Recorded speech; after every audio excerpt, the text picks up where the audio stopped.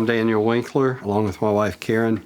We own Winkler Knives. We're located here in Boone, North Carolina. Always liked making things. I made my first knife when I was in high school. When we set up our production facility, I had had 25 to 30 years worth of knife making experience as a custom knife maker. And during those years and that time, I learned a lot about how to make a high performance, well-balanced knife hatchet. And I had the opportunity to work with some of the U.S. military special operation teams. And that's what prompted the manufacturing processes that we do now. And realizing that these men would literally put their life on the line based on the quality and the function of their equipment, we decided, well, if we're going to go down this road, we're going to do it right.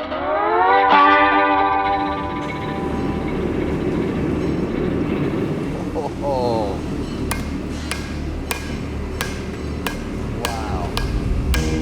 That is amazing. What are we doing here? So what we're doing here is, most of the time when I started developing a new product, because I came from a bladesmith background, I'll hand forwards prototypes, still old school on the startup with these. And then we use a lot of modern technologies on the follow through on the production pieces. And what's the story behind this anvil? Is there like, how many of those do you have? Or like, have you collected them over the years? I came into this not knowing anything about what I was doing, so I adapted a hammer from the hardware store and the anvil I found at a flea market that I took a file and cleaned up the top of it some. And is that this one? This one. I've used this one 35 years. And, you know, I've had other bladesmiths here saying, well, that might not be the best anvil I've ever worked on, but it's the only anvil I've worked on, so it works great for me.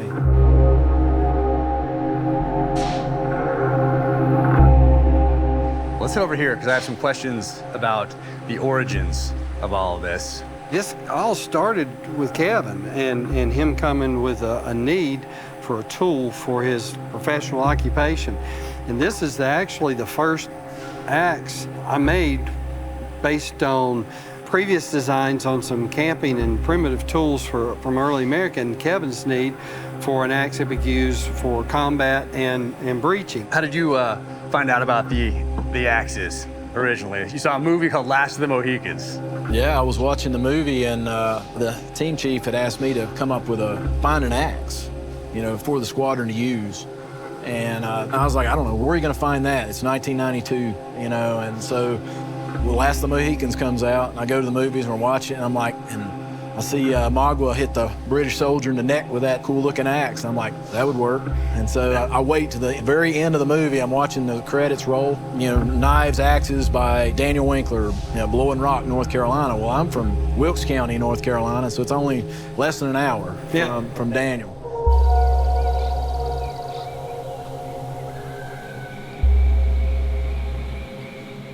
I was making knives and tomahawks for years, and at that time, 9 out of 10 were going to collectors, and nothing wrong with that. It helped me build the business we have now. But then when Kevin came in, and this was somebody that had a need for a highly functional, usable tool, well, there's something very satisfying about being able to do that. So now what we make, it's more like 9 out of 10 pieces we make get used in the field, and 1 goes into a collection, where before, when they're one of a kind, it was the opposite. It's very satisfying, and then the evolution from this one on through is a pretty fascinating evolution of changes. So I would carry this axe on missions, you know, over in Iraq, and I would bring it back up here, and there was a couple things I was wanting to change on it. Yeah. And so I'd come back, and because glass and bone will nick the blade on most, it's so hard, you know, and so I'd get Daniel to resharpen it, and I was like, hey, I said, can we redesign the spike on this thing, because we're not getting quite the penetration we're needing. We actually had another version between that one and this one that I think is still in use. My son, he carries it, he's in the military, and so he carries that axe now, and it was a hand-forged version, because Daniel was trying to figure out, okay, what do we want? But, you know, it was just one of those things, you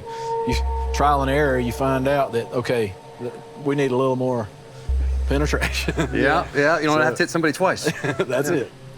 But this one right here, this 30 years.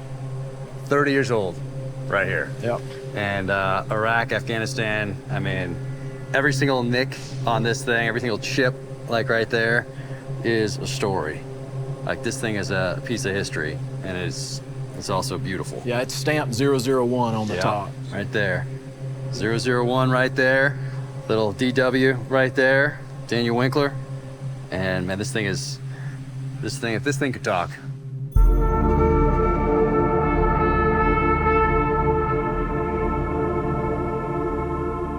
Well, it's obviously beautiful, unique looking, spoke to me, and it feels like right here, this feels almost like a pistol grip.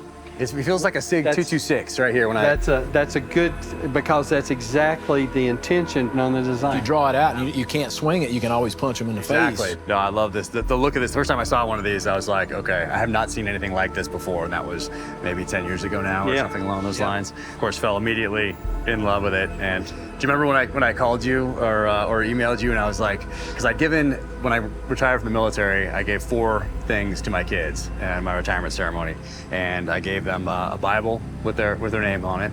I gave them an old antique nautical compass, a brass antique compass, and I said, hey, here's these are things to guide you in life.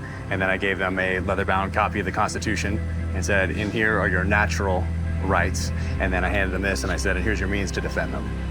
And I gave each one of them a special. I do remember that, and that's a tremendous honor. You know, in my life of making knives and hatchets, there's never been a bigger honor than to work with you guys and the professionalism that you have and what you stand for to make it possible for me to do what I do.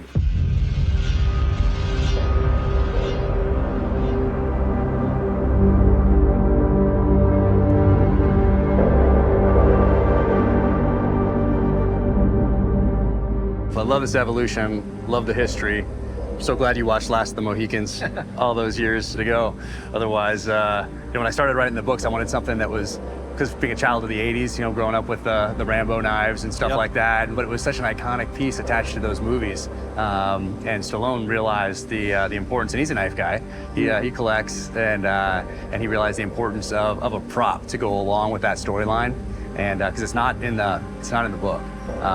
And then it became an iconic piece. Oh yeah, when they threw that knife on the back of that car, the trunk of the car, when they got him on the side of the road, I was like, pulls that thing out. Yeah. What do you want with a knife? Name it. I love it. But I was thinking, so I was like, what's a 21st century weapon that pays tribute to the past, but uses some modern materials and has some more modern thinking into it based off the last 20 years at war. There's 1,000 years of development in that axe. Yep, exactly. Evolution from way before he made them out of steel, making out of iron and stone and all, and it's just a progression, and it will continue to progress. I'm just interested in what's going to come after that.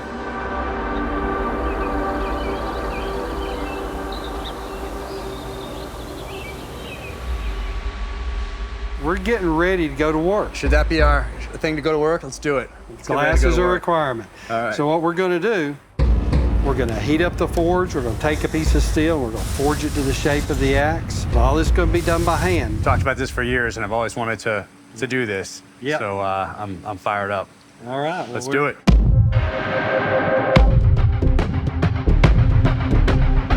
right. Okay. So Daniel, what do we have here? So this is a water jet cutter. This is the start of every one of our production pieces. We're cutting out the steel blanks with a high pressure stream of water mixed with garnet powder. This is the start of the axes. Each knife, each axe starts right here.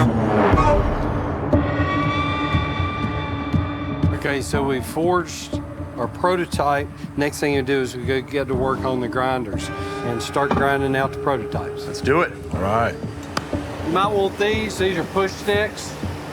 They'll help you not grind the ends off your fingers or burn them while we're grinding steel. What we're gonna do now is we're gonna grind the steel down to these rough lines that we've created. Then we'll do some refinement on that, grind on the handle, make sure the handle tang is flat and squared off, and get it ready for doing the bevel grinding. Let me show you what we're gonna do.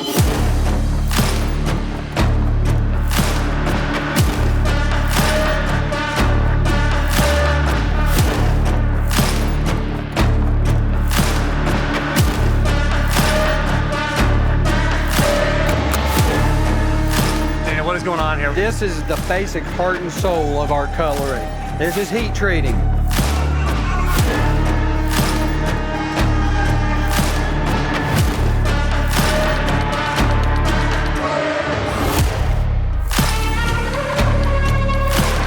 Before you start, I'm a little nervous about this part because now we're at a critical phase of this operation where I could really mess it up. You knowing that is going to make you more careful. So what we're going to do is we're going to take these corners off about a 45-degree angle and start that handle shaping where we're going to start rounding all that to make it a comfortable and properly sized hand grip.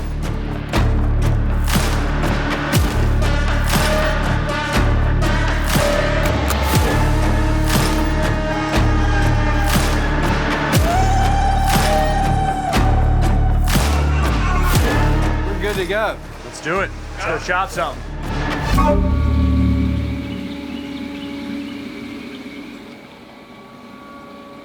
So now that we've prototyped an axe and gone through all the stages to build one, let's do a little bit of testing on these completed axes that are made with the same basic grind, same basic steel and heat treating. We'll start off with the easier stuff like wood and then move into a little more harder materials. Let's do it.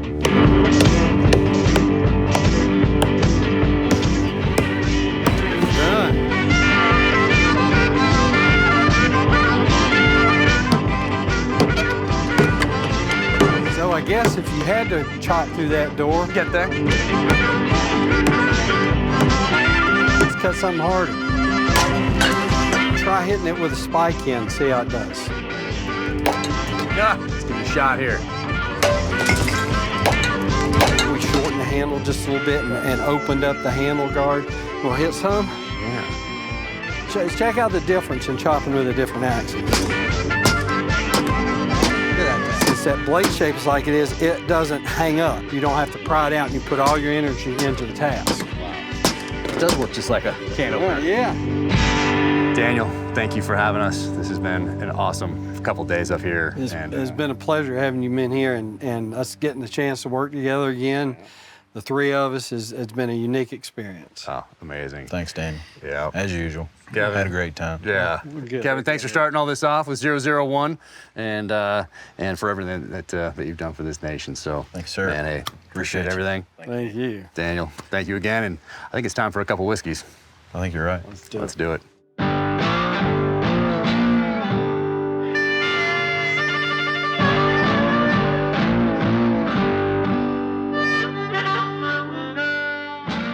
To our fallen brothers. Oh yeah.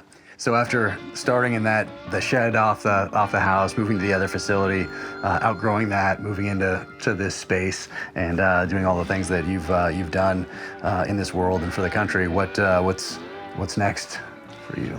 Next is to continue what we started. You know, most all of the product models we have started with a professional like you and Kevin from a need that they had for specialty equipment to stake your life on, to live with and to use on a regular basis. So the way that I see our continuation is to continue working with the professionals that need the equipment and learn more about where shortcomings are and where improvements can be made. We're focusing on making better products, so we're going to continue doing that and make what we make now and new products better than we've ever done. So that's the future for me.